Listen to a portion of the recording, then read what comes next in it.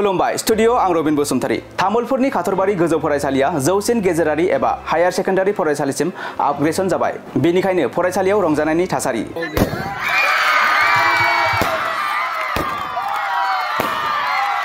1958 मायथाइयाव ओनसोलनि सांग्रां सुबुंफोरनि नाजानायाव नाग्रिजुलिनि बिखायाव जोनोम मोनदोंमोन खाथरबारि गोजौ फरायसालिया बे खाथरबारि गोजौ फरायसालिया दिनै जौसिन गेजेरारि फरायसालि एबा हायार सेकेन्डारि स्कुलसिम आपग्रेसन जाबाय बे आपग्रेसन जानायखौ लानानै खाथरबारि गोजौ फरायसालिनि फोरोंगिरि आरो फरायसाफोरा रंजानाय आरो गोजोननाय फोरमायदों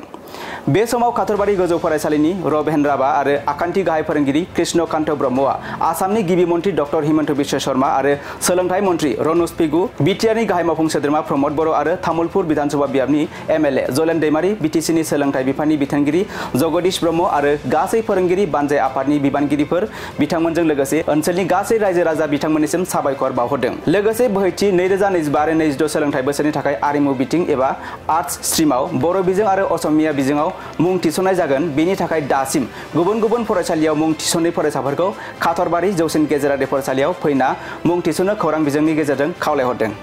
धन्यवाद अनुभव বুলি ক'লে হয় মানুহৰ জীৱনত কিছুমান ফিলিংছ আহে আৰু আমি দীৰ্ঘ 25 বছৰ পাৰ হৈ গৈছে মোৰ চাকৰি কাৰ্যকাল আৰু এই হিচাপত আমি খাতৰবাৰী উচ্চ মাধ্যমিক বিদ্যালয় আজি উচ্চতৰ মাধ্যমিক বিদ্যালয়লৈ উন্নীত হোৱাৰ এই খবৰ পাই আমি যথেষ্ট আনন্দিত আৰু এই হিচাপত যিসকল কাণ্ডাৰীয়ে এই অনুষ্ঠানটো প্ৰতিষ্ঠা কৰিছিল তেখেতসকললৈ মই মোৰ তৰফৰ পৰা আন্তৰিক ধন্যবাদ জ্ঞাপন কৰিছোঁ কৃতজ্ঞতা স্বীকাৰ কৰিছোঁ তেখেতসকলৰ এই বৃহত্তৰ অঞ্চলৰ শৈক্ষিক পৰিৱেশ গঠন কৰাত এই খাতৰবাৰী উচ্চ মাধ্যমিক বিদ্যালয়ে যি অৱদান দিলে আৰু বৰ্তমান যি আহি থকা দিনবিলাকত যাতে আমি এই অঞ্চলৰ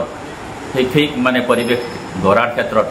খাতৰবাৰী উচ্চতৰ মাধ্যমিক বিদ্যালয়ে নিজৰ বলিষ্ঠ পদক্ষেপ থাকিব কাৰণ এইটো অঞ্চলৰ বৃহত্তৰ অঞ্চলত একমাত্ৰ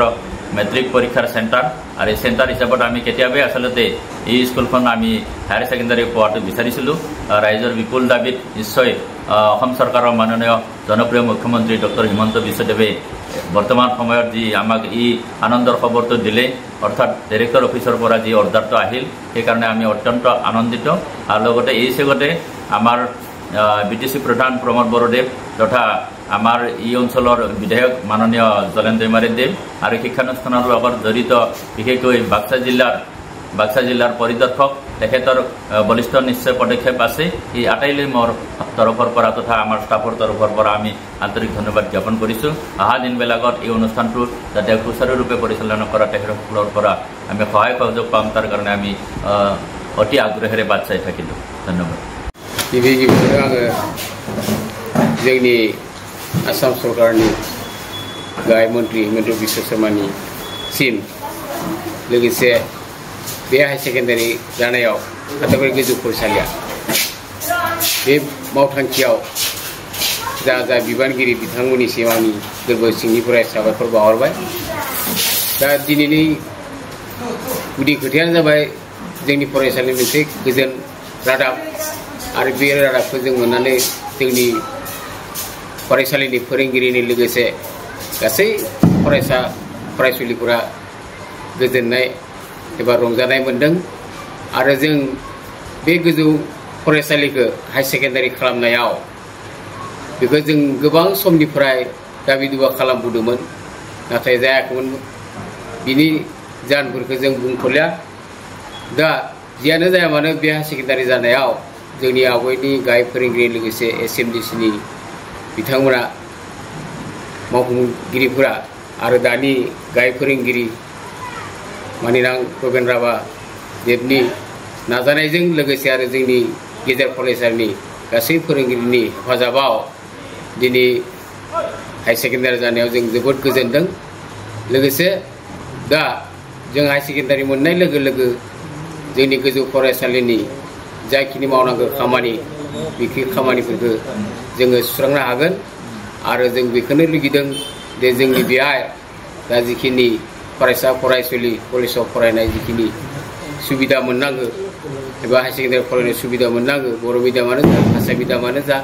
बेखिनि सुबिदाखौ दिनै जों मोनबाय आरो बेखिनिखौ जोङो जोंनि बयनिख्रुइ गोजाम फरायसालि अन्तत तामुलपुरनि साहा ओनसोलाव खाथरबारि गोजौ फरायसालिया बयनिख्रुइ एसे मुं थानाय फरायसालि आरो बे फरायसालिया दिनै बे मानखौ मोनबाय जोङो चिफ मिनिस्टार हिमन्त बिश्व शर्मानि साननिसिमनि लोगोसे जोंनि बिटिआरनि गाहाय चिफ प्रमद बर' सारसिम आरो लोगोसे एमएलए जलेन दैमारि सारसिम आरो बिटिसिनि एडुकेसन डिपार्टमेन्टनि डिरेक्टर जगदीश प्रसाद ब्रह्मनिसिम जोङो रोजा रोजा साबायखर खावहरबाय। दा जोङो जियानो जाया मानो जोङो जोंनि नाग्रिजुलि ओनसोल होनब्ला आंखाल मोनसे होनब्लाबो बे आंखालखौ दिनै सुफुंसारनो हाबाय एबा जाफुंसारनो हाबाय। बिनि थाखाय आङो गासै नाग्रिजुलि ओनसोलनि रायजो राजानिसिमबो आं साबायखर बावहरदों आरो जोंनि फोरोंगिरिफोरनिफ्रायबो साबायखर बावनानै आंनि सुंद' बिबुंथिखौ बेयावनो फोजोबो।